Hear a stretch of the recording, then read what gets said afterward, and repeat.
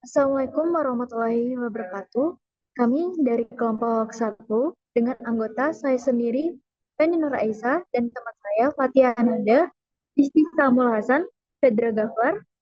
Kami akan menjelaskan tentang final project tugas 2, yang dimana studi kasusnya yaitu sebuah perpustakaan memiliki sistem basis data yang mencatat informasi penting seperti data buku, data peminjam, data pustakawan, dan transaksi peminjam.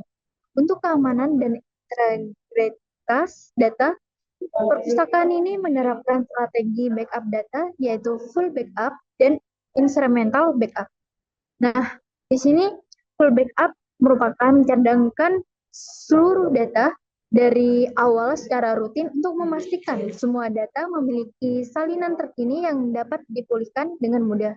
Nah, incremental backup hanya menyimpan data yang berubah sejak backup terakhir. Nah, sehingga lebih hemat waktu dan ruang penyimpan karena hanya mencadangkan perubahan, bukan keseluruhan data. Nah, ini tujuannya yaitu kedua metode ini dilakukan agar jika terjadi kerusakan, hilangan data, data bisa dipulihkan dari salinan yang disimpan. Selanjutnya yang dilakukan adalah konfigurasi database purpose effect. Jadi yang pertama di sini adalah membuat directory pada home db2in1 dengan nama direktorinya adalah logarch underscore purpose.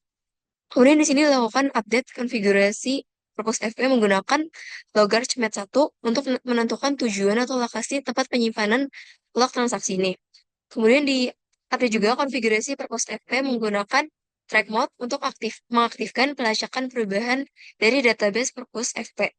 Nah, sebelum melakukan backup dan juga restore, pertama dilakukan adalah membuat directory dari full backup dan juga incremental backup. Jadi di sini dibuat directory pada home db2ins dengan nama full underscore backup untuk membuat directory sebagai tujuan lokasi backup penuh dari database purpose FP. Begitu juga untuk incremental backup, yaitu dibuat di home db2in1 dengan nama directory-nya adalah incr underscore backup untuk sebagai lokasi backup data perubahan dari database purpose FP. Setelah kami membuat directory dan juga konfigurasi, selanjutnya kami melakukan backup. Untuk backup yang pertama kali dilakukan adalah full backup. Full backup ini dilakukan untuk membuat backup penuh atau backup dari keseluruhan data dari database Purpose FP dan menyimpannya di directory full backup.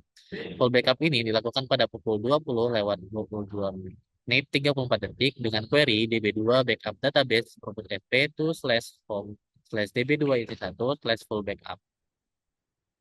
Setelah dilakukan full backup, kami melakukan insert data yang baru ke dalam database. Terdapat dua baris data baru yang kami lakukan, yaitu baris data P016 dan P017. Setelah kami melakukan insert data tersebut, selanjutnya kami melakukan incremental backup yang pertama, yang mana incremental backup yang pertama ini dilakukan pada pukul 20 lewat 24 menit 48 detik dengan query db2 backup database purpose fp incremental to slash home slash db2 isi 1 slash incremental backup. Setelah incremental backup yang pertama dilakukan, selanjutnya kami melakukan update pada pada salah satu baris yang ada. Baris yang kami update adalah baris dengan pengunjung ID P017, di mana kami mengubah namanya di baris data tersebut menjadi Anggavet.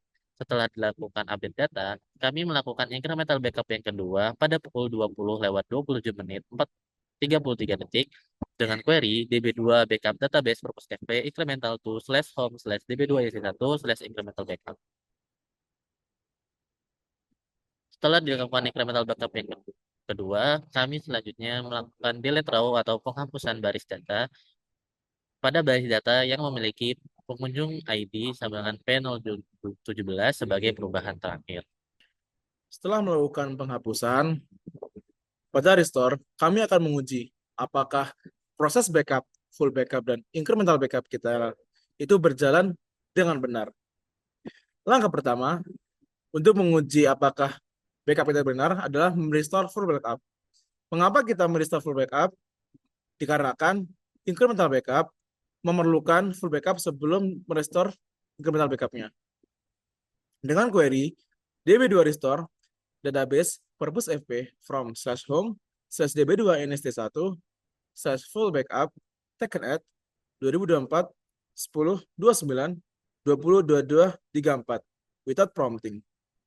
Di sini restore diambil dari direktori full backup yang diambil pada jam yang sama seperti full backup yang dilakukan tadi, yaitu jam 8 lebih 22 menit 34 detik without prompting atau tanpa melakukan validasi kepada user. Di sini restore berhasil. Setelah itu, selanjutnya kita melakukan incremental backup yang pertama. Restore incremental backup yang pertama. Dengan query db2 restore database purpose fp incremental automatic from /home /db2 nst1 /incremental backup taken at 2024 10 29 20 24 48 without rolling forward. Di sini restore database purpose fp dengan cara incremental otomatis, yaitu agar query bisa berjalan dengan memilih incremental mana yang paling efisien dari direktori incremental backup yang diambil seperti waktu backup incremental pertama dilakukan, yaitu jam 20 lebih 20 menit dan 48 detik without rolling forward, tanpa melibatkan rolling forward. Di sini kita melakukan validasi dikarenakan tidak menuliskan without prompting. Dan di sini restore database dengan incremental backup pertama itu berhasil. Hasilnya P016 dan P017 kembali ke dalam tabel. Lalu incremental backup yang kedua dengan query db2 restore database purpose fp incremental automatic from /home /db2 nst1 /incremental backup taken at 2024 10 29 20 27 33 without rolling forward. Sama seperti query yang digunakan untuk merestore incremental backup pertama. Namun, waktu yang digunakan adalah waktu saat incremental backup kedua, yaitu jam 8 lebih 20 menit 33 detik. Di sini, restore database berjalan dengan sukses. Hasilnya, nama dari P017 menjadi Ambafet.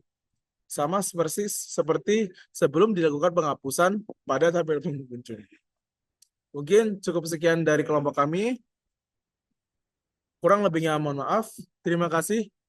Wassalamualaikum warahmatullahi wabarakatuh.